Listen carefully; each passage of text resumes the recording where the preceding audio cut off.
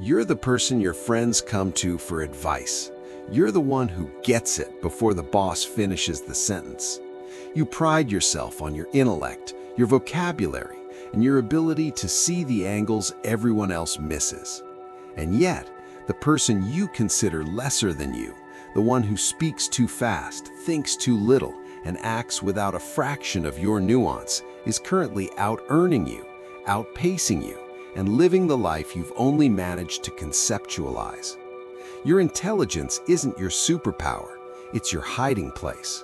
You are currently trapped in the most sophisticated prison ever built, the competence trap. And if we don't break the bars today, you will spend the rest of your life being the smartest person in a room you can't afford to be in. Why are you still here?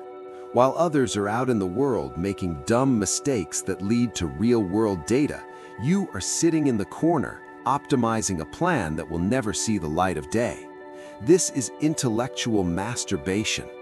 Every time you learn a new trick or read a new study without executing, you are feeding a parasitic ego. You have convinced yourself that understanding a problem is the same thing as solving it. It's not. It's just a way to feel superior while your bank account stays stagnant and your influence remains zero. The cost of staying the smart one is total paralysis.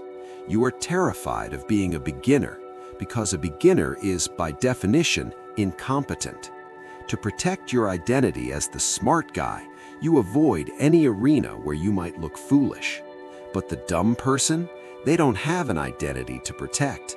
They are willing to look like an idiot for 6 months to become a master for 60 years. If you don't fix this, your intellect will become your tombstone. It will read, "He knew everything, but he did nothing." To escape, you must understand the 3 psychological gears keeping this trap locked. Ego preservation via complexity. Your brain intentionally seeks out complex problems to avoid simple actions. Why?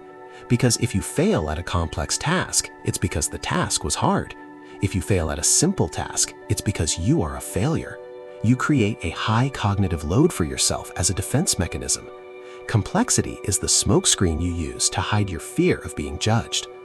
The status signaling feedback loop. You have become addicted to the cheap status of being right. In social settings, you provide the insightful comment or the witty correction. This gives you a microdose of dopamine, a false signal of status signaling. You feel like a leader without leading. You feel like a winner without winning. You are trading your long-term wealth for short-term validation. Analysis paralysis as an emotional buffer. The more information you gather, the more you feel safe. But this is a lie. Real safety comes from resource density, money, power, and networks. Your brain is using research as an emotional buffer to keep you away from the threat of the marketplace. You aren't preparing, you are retreating into the abstract. Here is your intervention. Starting tomorrow, you are forbidden from reading a new book, watching a tutorial, or researching a topic until you have performed one incompetent action. An incompetent action is something you are 80% sure you will fail at. Send the pitch you haven't perfected yet. Post the video you think is too simple. Launch the product that still has bugs. You must intentionally trigger the feeling of being the dumbest person in the room. Go find a room where people are talking about things you don't understand, and instead of nodding along, ask the stupid question. Break your identity as the expert. Kill the person who knows everything to make room for the person who owns everything. Real competence isn't what you know, it's what you can endure while you're learning. The world doesn't pay you for what's inside your head, it pays you for what you move with your hands. Intellect is a beautiful tool, but it is a terrible master. If you keep using your brain to justify your lack of motion, you aren't a genius, you're just a spectator with a good vocabulary. Stop being right, start being effective. Look closely at your life. The areas where you are most knowledgeable are likely the areas where you are most stagnant. It's time to stop thinking and start bleeding. The unseen psyche doesn't fear the unknown. It fears the unused potential. This is Unseen Psyche. Now, go be a beginner.